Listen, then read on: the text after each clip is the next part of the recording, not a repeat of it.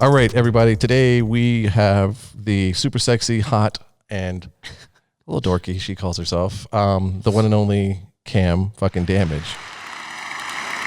Yeah.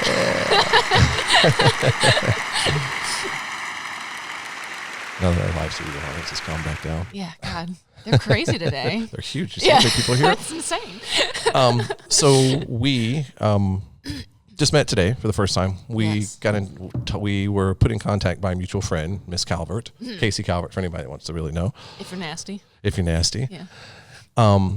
And she was like, JP, I've got a girl. And I was like, okay, send her to me. And I was just telling you the story. And she was like, do you want me to send you pictures or links? Nope. Because there's a certain amount, there's a very small select amount of people, a group of people that can say, JP, I've got a girl. And I'm like, if you say it, send them to me. No questions asked. I'm honored. And you turned out to be everything I expected and more. Great. You're hot, you're a badass, and you were a lot of fun to play with. Yeah. So we just finished up a device bondage shoot. So, and that was, you talked about this being your first professional shoot. You've got stuff online, you've done stuff. Like first, like, I don't know what to call the big name things. Studio? Yes, I guess, yeah. Because beyond self-shooting, the only other company, quote unquote, that I shoot with is Reflective Desire, which are the latex people. Okay. But that's, they are very professional, but I wouldn't call it a studio thing necessarily. That's like to this production level and stuff, yeah. Okay. So we were the first big studio. Yes. But you obviously have done stuff. You do stuff. You've got, I don't know, do you have like an OnlyFans? Okay. I have, what all do I have? I have many vids and OnlyFans and Patreon. Oh, so there's something for everyone. I tried the Patreon and I had one person, because it was more, people were talking about doing the, I was talking about doing t-shirts for a while. Yeah. And I was like, well, fuck, I'll do this and see if this can help fund it. No. It was such a pain in the ass because people are like, hey, I'll give you money, but you have to give me something else. So my thing was, once the thing's in place, you'll get free, stuff. Yeah. And everybody don't go for it. It's 2020 now, and people are like, oh no, I need it now. I need content. Yeah. Like constant content. Show us some titties or tell us something dirty that no one else gets to see. And porn isn't allowed on Patreon, so it's like. So I was just like, and I'm like, between shooting the content that I shoot, being a parent, and doing the podcast, I'm like, I don't know, and the editing that I have to do, that's a lot of shit. So I'm like, you know what? I'm just not. I don't have the time for it. Yeah. Do you? Is your mini vids and all the other stuff? Is it under Cam Damage? So I was a fool and made them all three different things. So the many vids is Hannibal Damage, and then the OnlyFans is the Cam Damage, and then Patreon is just Cam Damage. There you go. So if you guys want to support her, now you know how. For listening, you can obviously figure out how to spell all that stuff. So you came to me as you were very talked up by Casey, that she is a big bondage girl, she's badass, and as I've told you before, people can come in and they're like, oh, I love bondage and I can do this. And then you get out here and they're like, so you learned funny words that you came out here and bragged. You were basically, as my dad used to tell me, that your alligator mouth overloads your canary ass is what happened. That's a very Southern saying. That's very, well, I'm from Georgia. Oh, so. Okay, there you go. That makes sense. So we've had that, whereas you came suggested from someone who, anybody that listens to this podcast knows that Casey's a very hardcore bondage person. Yeah. So anyone that's at that level that says, hey, this is a person at this level or higher. Yeah. Of course you're going to come over here and do this. Yeah. So, do you do a lot of this stuff like in your personal life? Do you play more just on film? Like, how does it go? Both, frankly. In personal life, the majority of it is rope bondage. And I do like suspension stuff specifically to like a pretty heavy extent. Okay. That's what you saw the scars on me and stuff. And it's from doing extreme rope bondage. And I also do a lot of impact stuff, but that has waned recently because I have to not be marked up. For like latex and like other shoots, I can't have bruises all over me. Which is crazy because latex usually the stuff that I'm like, fuck is you're usually completely fucking covered. Yeah, so the suits that we really like are transparent. So you can see my tattoos through the latex. For anybody awesome. That's not watching, or you can't see any of her tattoos anyway, but she's fucking covered and they're hot. And I tried to hit all of them today. Yeah, that was weird. It was really good. I've just never had my arms like beat before. I know. But I like enjoyed that. The first time I did that was I don't know if you knew the model Lee Raven, Yes. porn star. Yeah. I did the same thing to her, and I don't remember what part, but it was a weird like forearm or arm in here, something, and she was like tears started showing up. I'm like, oh my God, was that bad? She's like, have you ever been hit there? Like she was completely okay. She's like, that fucking sucks. It was really different. Exactly. She's like, no one's ever beat the shit out of that spot. It's definitely really interesting. So we know you do bondage, and everybody can do your research if you want to see her, which you should. And let's talk about you though. Let's talk about something that's not something that they can find on the internet. What do you tell us more about you? What do you like to do? What are you into? Oh God. I watch a lot of TV. Okay. So like if my day-to-day life at home, if I'm not, because I self-shoot, sorry, I keep hitting the table and I should probably stop doing that. I self-shoot a lot of my like smut stuff, which you'll see on many vids, Hannibal Damage. I need a little plug button. Ding. But if I'm not doing that, then I'm either sitting around with my dogs, watching TV, walking my dogs because I take them for very long walks, or like reading. Right now I'm reading Dr. Sleep because I'm on a Stephen King kick.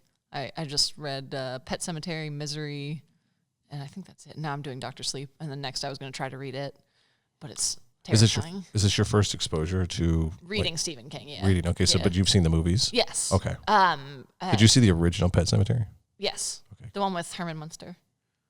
Yes. Yeah.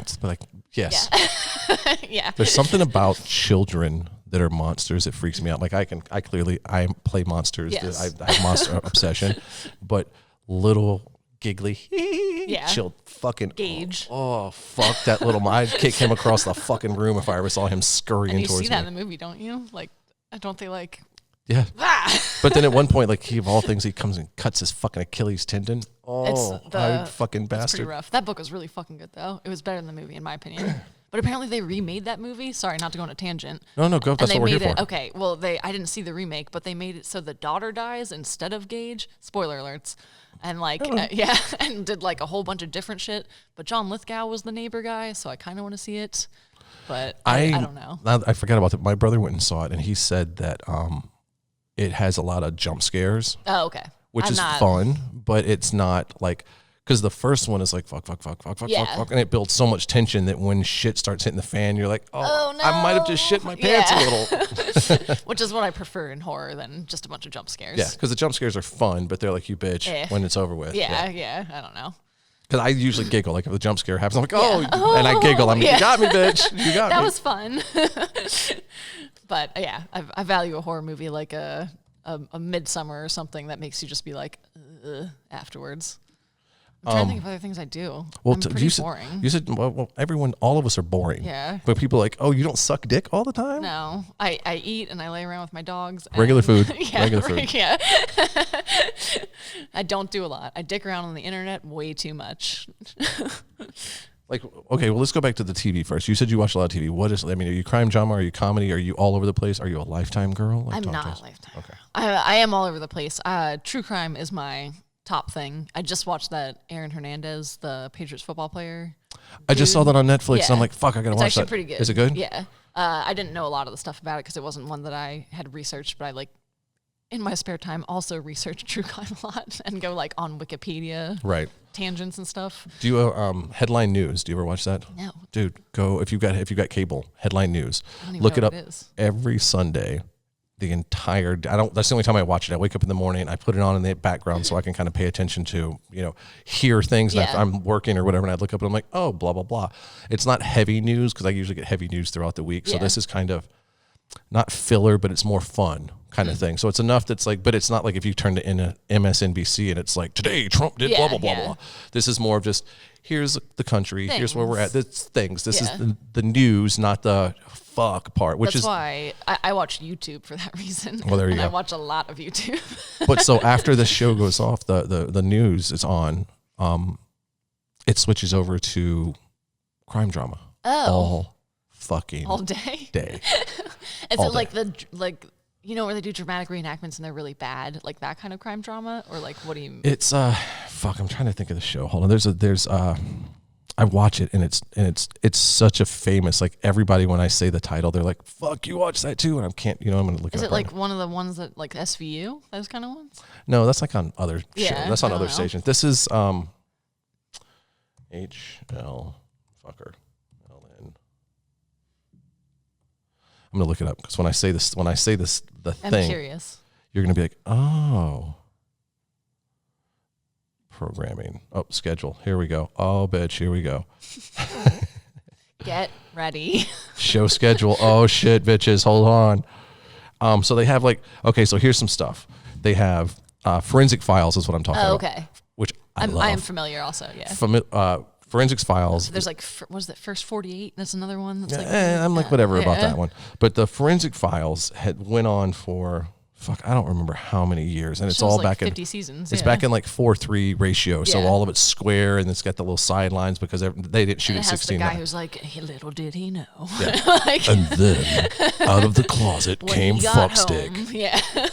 Yeah. So and it's great, and my kid even recognized the voice. He's like, "Hey, that's the guy from Forensic Files." But apparently they're coming out with a new version of it too. Oh, okay. But it's Forensic Files all day, and then they have this like how it really happened, and as I'm flipping through, it's Forensic Files. Vengeance, Killer Coworkers. They're all so silly, But there's like True Crime Live. Yeah. So there's all of this really. So if you're into crime drama, yeah, I like a well done true crime documentary or docuseries and stuff. they've got a lot of cool stuff. Yeah. The thing with how it really happened is a pretty cool thing because it's a lot of it's like small documentaries and it's updated recently. Okay. So when you're interested, I'll have to check it out. So when I'm not watching bullshit on YouTube. Right.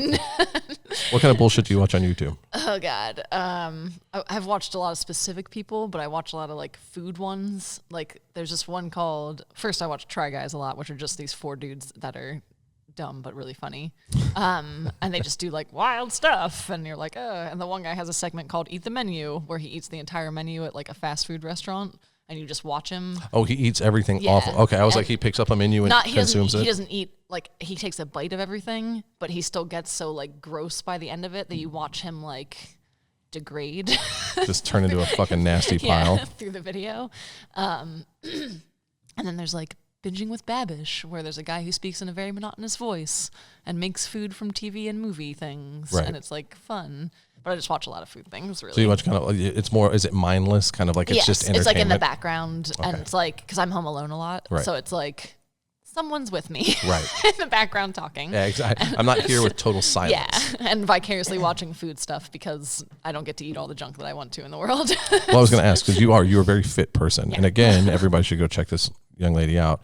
Do you cook? Do you cook your own stuff? If I have to. If you have to. I do. It's not great. We talked about this while we were shooting. Right. My husband is a chef, so if I can eat his food, I will. And so, because we did talk about this, but I want to talk about this again because it's funny to me, is that, as I said before, like the pornographer doesn't usually want to come home and fuck their partner, and the plumber's toilet doesn't work, and the mechanic's car doesn't run. Does the chef really like to come home and cook for mama? I think sometimes. He wouldn't do it if he didn't want to. That's true too. And it's never like he comes home and cooks like a 5-course meal. It's like, I brought burgers and here you go. Like, you know what I mean? Like, I hope you're hungry for what I brought home. And I usually am. It's because he works at a butcher shop. That's awesome. And it's like bunch of great meat. That's we had like a Kobe beef steaks last week. Oh shit. It was fucking awesome. They were free. They were going to throw them away. Crazy. I don't get it. There is so much food, and I've talked to several people about this, not on the podcast, but just in general, that America has gotten to a point to where the food has to look a certain way. Yeah. And I've talked to people, foreigners, or people that aren't originally from America, and they were like, the fruit or the vegetables or the meat, it doesn't taste the same as it does from Germany or from wherever they're from. But they were like, it's the most beautiful shit you've ever seen. It's so dumb, though. And they're like, it's so weird. But because we've trained our society, in America anyway, it has to be beautiful. The apple can't have a blemish on it, and the lettuce can't even look a little brown. Wilty, yeah. Right. It has to be crisp and bounce, and all the the shit that we see on TV, we're like, look at it bounce, and the water flies. It's overly dramatic. And there's this amazing foundation, and I saw it on a cooking show. It's this Andrew Zimmern. Oh, yeah. You know who I'm talking about? Yes. The guy that used to eat like the craziest of shit. Yeah.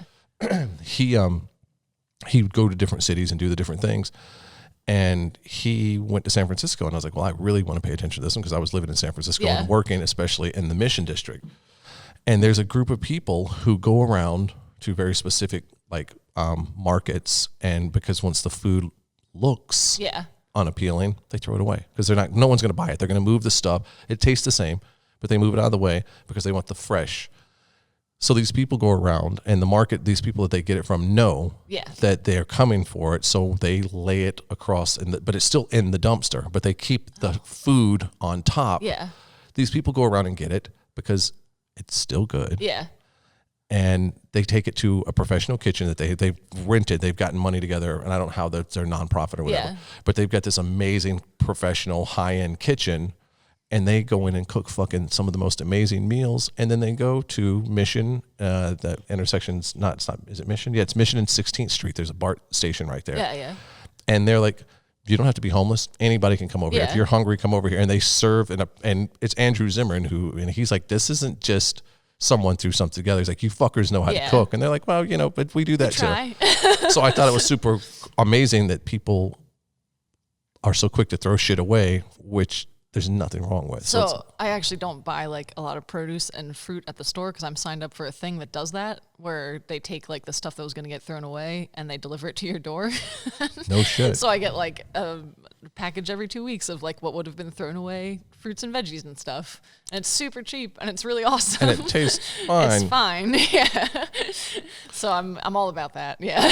That's awesome. When we lived in the Bay Area, we had there were farmers markets everywhere. Yeah. And it was the same thing. You went in there and there's the cleans, but it was a farmer's market. So you didn't, they are going to bring you the best looking stuff, but it was still. But it's still different than the grocery store where everything like has wax on it and like. It's gross. And then you put it in those stupid bags. Yeah. And people are going to touch it. You still have to take it home and wash it, but it's just so, I don't know, something, grocery stores, shit's gross. I don't like them. No. Trader Joe's though.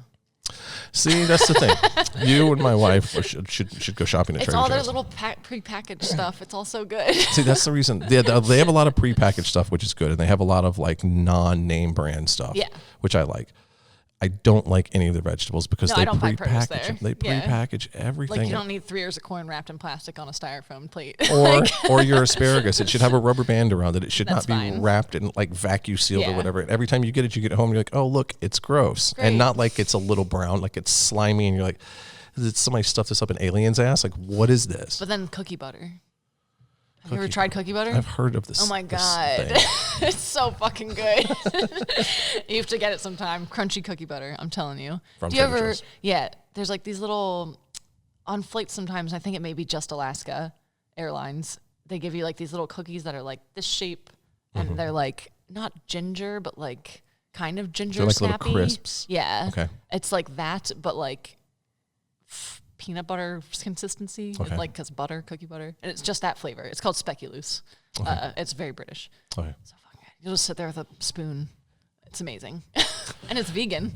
I'm not vegan. I'm not either. No. I have a freezer full of meat for anyone that wants to know how vegan I am. But who knows? But good for everyone who likes plants. Yeah. I'll just keep killing. You can like both. Yeah, I like both, but I'm the type of person that will help all the vegans by eating their predators. Yeah, I'll take the predators from their food. Like I'll eat them all. I get meat for free, so it's like. Well, I do a thing, but I'm learning that I don't have like a super huge following, but at the same time, like I'm not just gonna randomly throw names out and be like, hey, you guys want to talk about some promotion? You want to give me a code? You guys want to get some beef? Yeah, you guys want to give me a purchase code and I'll promote you on my shit. But okay, so there's that. So now we've talked about, we both agree on the same thing. It sucks that you live across the country, or we would totally be like, hey, let's go hang out and do things. Yeah. Well, soon, West Coast, and I'll be traveling down the coast a lot more. So. Well, especially because our friend is 3 hours away from here. So there's this, oh, you guys want to rendezvous in LA for a while? Do you want to come to Vegas? Yeah. Let's see. What else did you say? You were saying that you, what do I do in my life? Your dogs. You walk your dogs. What kind of dogs do you have? I have, well, technically there's 3 dogs that live in my house because my partner's one dog lives there also. But I can't walk them all 3 at the same time because that would be like absurd. Are they just that big? Yes. Okay. So I guess they would be classified as medium dogs, but they all weigh like 60 to like 70 or so pounds. There's enough that they're going to drag your ass. So I take my 2 dogs, and one's an Australian cattle dog. His name's Neptune. We didn't pick that name, but it's fine. And then the other one is a greyhound mix. Okay. She's like a mountain cur, like a blackmouth cur thing. I don't fucking know. Her name's Ren, and she is very strong and like very like greyhoundy. Yeah. So taking those 2 for a walk alone is a real hoot. and I always walk 3 miles around the neighborhood, and it's terrible. That's a nice little jaunt. That's what I was when I first started doing this podcast back in October. I'd wake up every morning and go for a 3 mile it's nice. Speed walkie kind of move around. And then I got sick and I fell off the horse. Stopped. Yeah. And I was like, I got to get back out there. And then suddenly people don't know this. They're like, oh, Vegas, it's the desert, so it's so hot. I thought that too until I landed yesterday and was like, fuck, it's colder than Baltimore. Cold as fuck out here. Like I went to LA yesterday and I had a hoodie on and this hat that I'm wearing now. Oh. And I'm like, I'm sweating. I got to take that shit off. So it's super fucking cold, and I walked out one morning and I was not prepared for it, and I'm like, never mind. No. I was like, I got a gym membership. I'll just go to the gym because they have a track around the exterior, which is really cool. And well, I still haven't been to the gym. It's fine. It's still early in the new year. Yeah. Well, no, I've had a gym membership for over 2 years. It's okay. I did go once, and that was to take my wife to get her membership that she's only just used once. You know what? It's baby steps. You got to crawl before you walk. I don't go to the gym. I don't like it. I work out at home. I was about to say, how the fuck do you stay in that shape? We have a bunch of weights at home, and I have a little program I try to do every other day. I'm not that good at it. It's working. Well, thank you. Whatever Maybe you're next doing. time you see me, I'll be even more like, huh. And then I'm probably gonna be scared. I'll be like, tell her. Oh my God.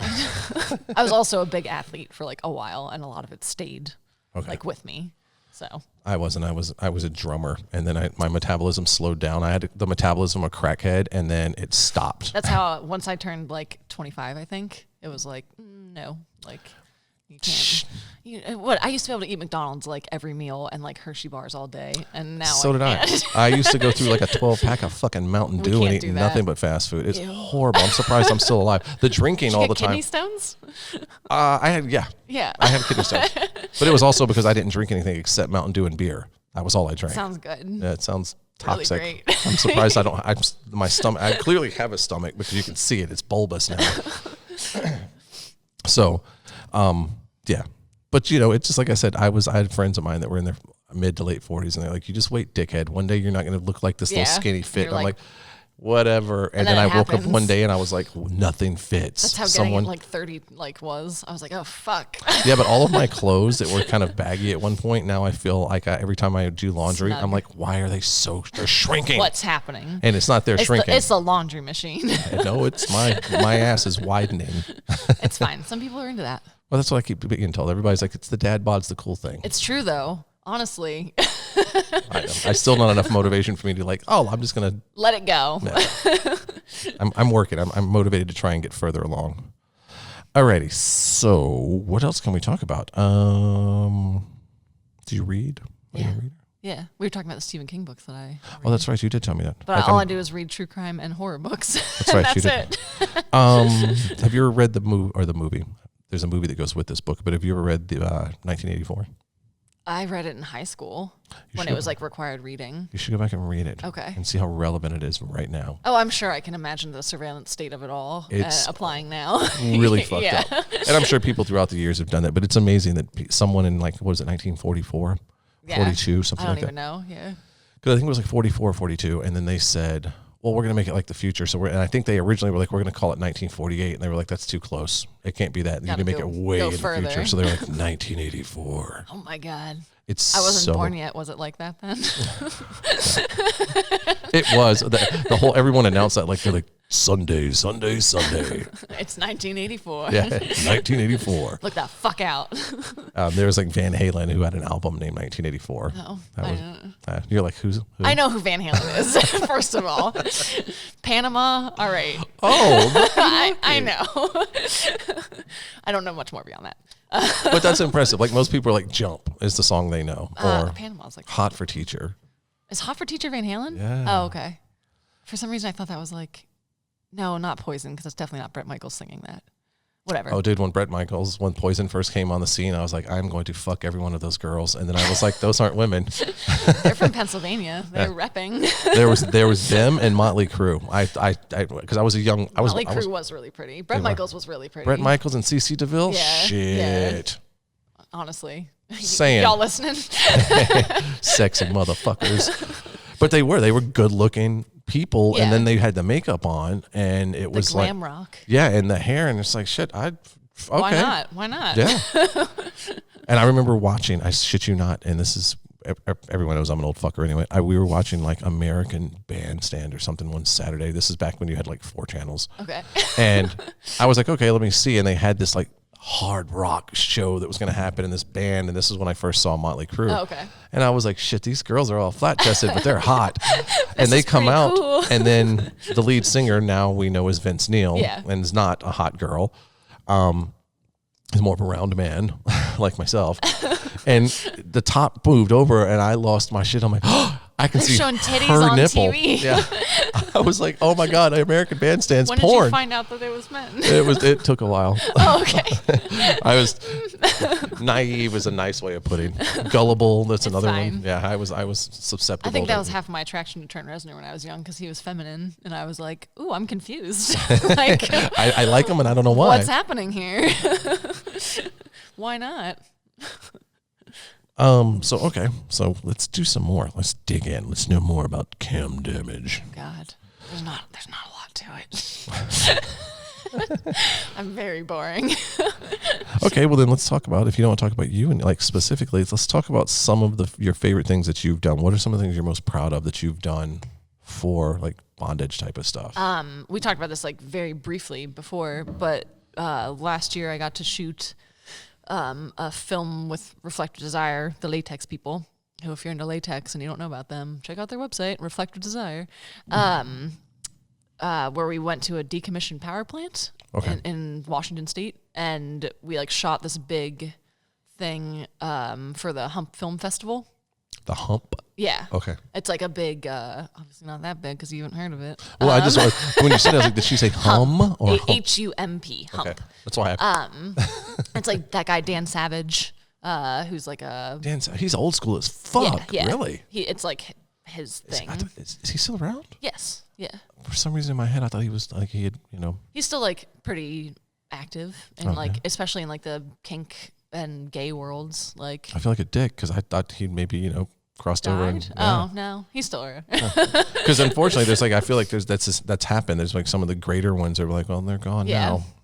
So Dan Savage. Well, that's good to know. Yeah. So we shot this big thing there, which was largely me being naked, getting tortured around the decommissioned power plant by a person who was in full latex, and it was just really awesome because like how often do you get the chance to do a bunch of like bondage and get beat up and whatever the fuck else in like a cooling tower or like whatever, a nuclear reactor zone thing. That's so fucking crazy. It was really cool. And then it won Best Kink at the festival, which is like pretty cool that like people liked it enough to like vote for it and do that. Now, is the Hump Festival, is it an independent like film festival that takes kink, or is it more kink oriented, or is it a like porn festival? Definitely. I wouldn't say it's all kink oriented, but it's all alternative sex, I would say. Okay. It's very like queer and just like weird shit. Like there's not just going to be straightforward like boy girl fucking. Yeah, here's a penis and a vagina that belongs to a man, and that's like not really going to be a thing probably. So it's not porn, it's more of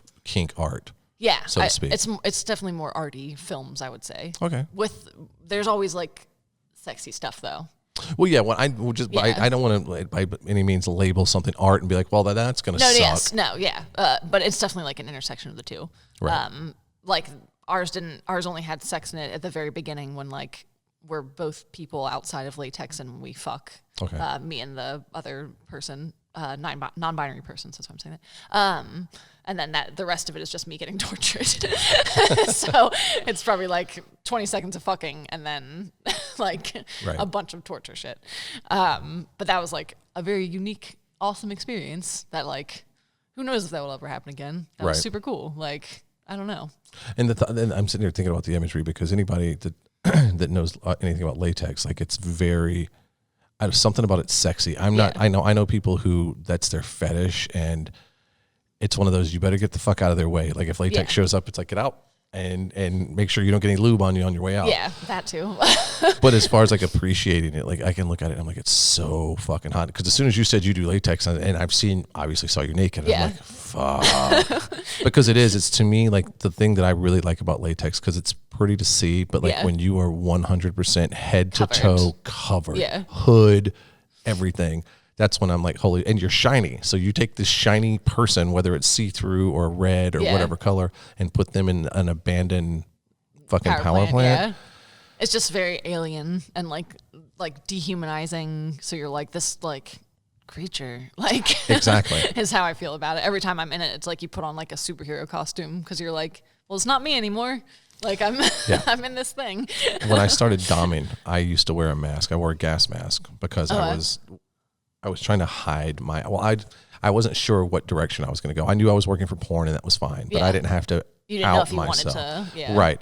But at the same time, I have tattoos, and I didn't have as many on my forearms back then, but I still had tattoos on my forearms, and I also had dreadlocks down to my ass. So how long ago was that? 15, 16 years ago. Yeah. I was like, holy shit, I cannot imagine that. Yeah. Before you leave, I'll have to show you. I actually still have my dreadlocks that I cut off 2005, I think. I still actually have the ponytail. Gross. I know. So my wife says too. The reason they're on my desk right now is because we used to have, before TVs got this flat, they came up with a flat screen, but it was still a big I remember, one. but it just happened to be flat instead of rounded. So across the top of it, we had I would lay them across the top of that, and every so often it would just, and you'd see it like dangle in front, and she's like, are you fucking kidding me? Go control that. Yeah, so they now sit on my desk, and people randomly will come over to my desk and have no idea, and then they're like, what's this? Oh, this is oh, fuck, is that your hair? And then there's other people like, ooh, that sounds, so there's the ick, and then there's the, oh, that's hot. Yeah. So now I know you're part of the ick. Hey, some people don't judge other people's kink. Don't yuck other people's yum. I like that. Yeah. Don't yuck other people. I should write that down. Yeah. So what is the most extreme bondage-y thing that you've ever done? I mean, yeah, obviously we just talked about what you were most proud of. What's like one of the most extreme positions you've ever been in? Because I've seen some pretty intense stuff that you did. So I'm like, which one did you think was the craziest? I would have to say it's a rope thing. Because that is like most of the bondage I do, and that's what's coming to my head first. Right. There's like it's hard because a lot of things are really intense in rope, but there's one called like gyaku ebi, which is ebi means shrimp, right? And it's like reverse or not reverse. Yeah, it is reverse shrimp. Where like this is my head and these are my feet, and you're like that. So like you'll have the TK or the box tie, or I don't know how to frame that for people who don't know rope stuff. The one where your arms are like behind your back, and that's attached up to whatever we tie on bamboo, and then like your legs in fudomomos usually. Okay. So it's like this like crazy like bent in half shape. That's you've heard me use the reference frog tie. Yeah, there you go. You look like a frog leg, so the ankle's pulled up to the butt. Yes, yeah. This is also for people listening. They're like, wait a minute, what? Wait, what's happening? It's called fudomomo, which I'm pretty sure just means fat leg. So, but then you add like a hair tie in, and it's like, I can probably like look and show you a picture, and it looks like very, keep it to me because this is for YouTube viewers. So basically what you're doing is you, in layman's terms, you're almost in a teardrops position with your feet and your head at the highest points, and then you just kind of teardrop down. It's like, does that sound right? This is like a little video. Okay, so yeah, it's kind of a more intense. It's like an intense hog tie in the air, right? And with like less stability because it's like these and your chest. Yeah, so you're coming. So for people, the bondage people that are listening, she's in like a box tie, which is the one that goes around the arms and the chest, and then pulls the arms behind you, but not down at your butt. That they kind of cross in your back. Yeah. And then your legs are frog tied and pulled up, and then your hair. Yeah. So it's like a super intense hog tie suspension without, because when we usually do them on set, unless we intentionally do it to have that purpose, we have a hip harness or something. Yeah. And there's like none of that. Right. So like none of your core is being held up. Right. And you also, because I know about things like this, is that I'm sure there was intent by having your feet higher than your head. Yeah. So there was more of that pressure on your chest. Yeah. And then, hold on, wait, I can show you the other really hard one I did recently, and the people at home just have to go look at my Instagram or something. So this doesn't look like it was like anything. Oh, yeah, it does. Well, okay. So it's just the waist rope, and then this is my TK line, like going up between my crotch. So your TK line, that's coming from your back. It's coming from my back and up through my crotch. Oh, see, when I do that, I just let people hang from the hip. Yeah, so like it could have just been a waist one, but it was made worse by like having heavy crotch rope. So is it now and the foot is going? This is attached to the back of the TK as well. Okay, and so that's just a fudo that's hanging there. Okay. Yeah, but that was like, this was one where I was like to the rigger, who's like one of my very good friends and like consider a mentor and family member. I was like, Mom, help me, like, because it was like so rough. That's super intense. And you do a lot of the like traditional Japanese stuff to where it starts here and it moves and transitions and kind of goes through. It's more about the experience of being in the rope rather than, oh, look, like with me, I'm like, oh, I got you, bitch. And I come in and slap you around. And it's not necessarily acrobatic. A lot of like Japanese rope, and I don't want to have people to come after me about this, but in my experience, and someone can re-educate me if I'm wrong, it's like building on one shape, like building until it's very intense, and then you like come down. Right. And it's not necessarily, American rope is very like, you're flipping through the air and it's like transformative. It's like transitions, like transitional and like very like circus. And I'm not so good at that. Right. Because I was going to say, I've seen stuff to where I see a position and then I see the exact same setting and the same outfit and the positions change. Yeah. So because I'm the same way. When people are like, oh, JP, you're Shibari artist. No, I'm not. No, I'm not. It's like an ends to a means, like right. Like I tell people, if anything, I'm Western freestyle. Yeah. Like I don't do because I know what Shibari is. That's accurate. Yeah. And I'm very respectful of what it is. So I'm like, I don't care how good you may or may not think I am. That's like people in the rope community being like, I do Kenbaku, and like if you talk to a Japanese person, you don't fucking do that, and none of us are doing that because we're white. Like, ta-da! And like unless you're studying with like the guy. Like, and that's the thing, yeah. And I think that's something a lot of people don't know. So anybody who's listening to this or watching, something, just a really quick note for everyone to know is Shibari is not how you tie. Shibari is where you go to learn from the person you learn from. So if they're not a Shibari master, they're not in Japan. Yeah, then... No. Yeah. It didn't happen. There are other deshi of like students of the big guy. And Naka's the big guy, let's be honest. That's who we're talking about. Right. Naka and... the guy. Yeah. But he has students that are like, ordained isn't the right word, like have a certificate to teach his style. Essentially. Ordained. Yeah. I think that's a fair thing, a fair way to put it. And that's like, yeah. There are also like really good riggers in America that haven't studied under like that and stuff. Right. It's just like, we're all just imitating Naka. Well, that's the thing. Well, I mean, but Naka got it from someone as well. Like, it was the thing is, it's a tradition that we've all seen. Yeah. And like, unfortunately, there's people who I'm not going to go into a lot, but there are people. Talk a lot. Yeah. And I also, my mouth engages. Like I said earlier, don't let that alligator mouth overload the canary ass. I let go sometimes and I'm like, I'm going to edit that out. Sorry. But so I don't say names, but there's a few people who specifically like, I invented this tie. Bitch, no, you didn't. No, you didn't. People, and they ask me, and I'm like, because sometimes I'll make a reference. I'm like, well, that's a JP tie. And they're like, that was your, no. I didn't invent it. I learned it. And I figured out how to make it happen from watching Naka or somebody that's it's like an very adaptation. Right. And I did my adaptation, and I'm the only one that I've seen do it, especially in the porn industry. Yeah. So I call it a JP tie. I do not say that I invented. I did not create, because I guarantee you, no matter how creative I think I am, it was done probably hundreds of years ago.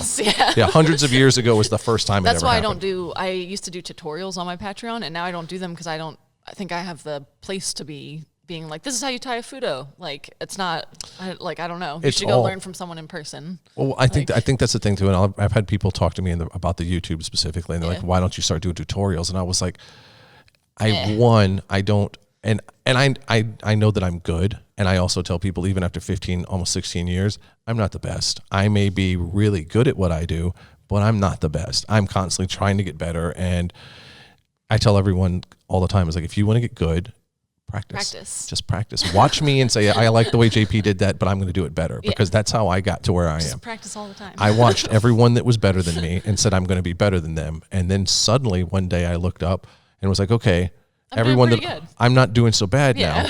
But then I started looking for inspiration, because to get better, you have to be inspired. And I didn't see it. And then I had a fan, and I wish I could remember his name because I shout him out. He was a across seas. He was deployed, and he hit me up and said, "Hey, go check out this site." And it was what's the guy with the glasses? We were talking about him earlier. Segura. Yeah, it's their site. Yeah. And I was like, "Holy shit!" And so now I'm like, now I have inspiration again. But it's the same thing. Even though I can look at that and mimic exactly move for move what they've tied on that site, I'm not shibari. I never claimed to be. And when anyone, it's refreshing to talk to someone who's like not trying to like, you know what I mean? Well, I'm not. I think in the rope community, people are so like, I'm trying to be like things that we're not, and we should all just be having fun and doing our own thing. Do your thing. It's like my thing. It's like, you know, they say that imitation is the best form of flattery, and it is. That mediocrity can pay to greatness. But the end of that quote. That's amazing. But there is it's the imitation is fine, but that's what you're doing is you're imitating. Yeah. You're trying to do something that's already been done, and I'm fine with that because that's, like I said, that's what motivated me and pushed me to get to where I am. That's what we're all always doing. But in anything. Anytime there's an article, anytime someone at Kink or any other place that I've done anything for that has to do with rope, and they're like shibari, and I'm like, take it off. Like I lose my shit. And rope bondage. Yeah, you've seen me like on set, like I'm a mouthy little motherfucker, and I get mad, and it's not, and I'm mean because I'm like, no, you don't. And they're like, well, it's a good keyword. Fuck you. How about that for a keyword? Because it is. It's like, don't sell me, because to me, if you put shibari on my name, then every shibari person's like, that motherfucker's a joke. Yeah. And I don't want ever to be looked at. I want people to be like, and they do, not as acknowledged who I am. Yeah. I'm done. Like the fact that he knows who I am. We're set. We stood together, and I was telling you on camera, or on set, we stood together on a smoking deck, and we sat there and acknowledged each other, and there was no translator. Bam, yeah. And it was well, fuck, I stood next to him, and he smiled at me, and he knew who I was, and I knew who he was. I've seen him perform once, and that was like, I was in the same room as him. Like, yeah. I mean, it's so that's why when you said ordained earlier, I was like, yes, it makes sense. It makes perfect sense. Yeah. So yeah, I'm very particular about that.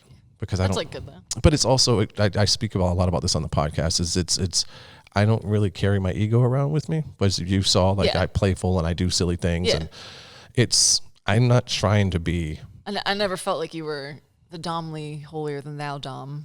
Oh, but you know my name. This is the one true way. I know. Well, people were very holier. Yeah. You know. I don't want to stop things, but it's 6:45. Oh shit, you got to go. Okay, fucking shit. All right, really quick. If you give me 2 minutes of your time. Damn it, we just got good. It went really fast. Fuck, you got to come back and do this. We're gonna do this again. Yeah, we'll do this again. So everybody, this is a shorty, but it's gonna whatever. I know because this is fun. I have to make a flight. I'm sorry. Yeah, we're gonna make time, and we're gonna come back and jump right into the politics of the rope stuff, because this is good. Well, I could talk about it for days. Good.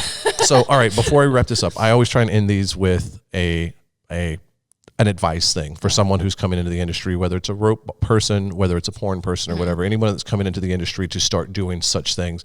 If you had any advice to give them, what would you say? Put you on the spot, huh? But the first 2 I thought of, one for porn people, is that the internet is forever, and it's not a matter of if people find out that you do porn and are fucking on the internet, it's when, and you need to be able to accept that. And if that's not okay, then you shouldn't be doing porn. We get that one a lot. 1, yeah. And then 2 is don't do anything you don't feel like doing. Is a big one that I like to tell people. No matter what, don't make a dominant or a producer or whoever make you feel like you have to do something in a scene for it to be good and for you to be successful. Because that's fucking bullshit. Yeah. You get to say no to whatever the fuck you want because it's your body. Yeah. Awesome. All right. You were amazing. I love this. I hate that I fucked around with the get to know you. I don't hate that, but I'm really glad that we got to this. You had to listen to me talk about how I don't have a life. You know what? I love that part too, though. So next time we get into it, we're going to get deep into the fucking rope stuff and get to know you better, and hopefully that's sooner than later. Yes. All right. Thank you so much. You were amazing, and we will see you soon. Wee. See ya.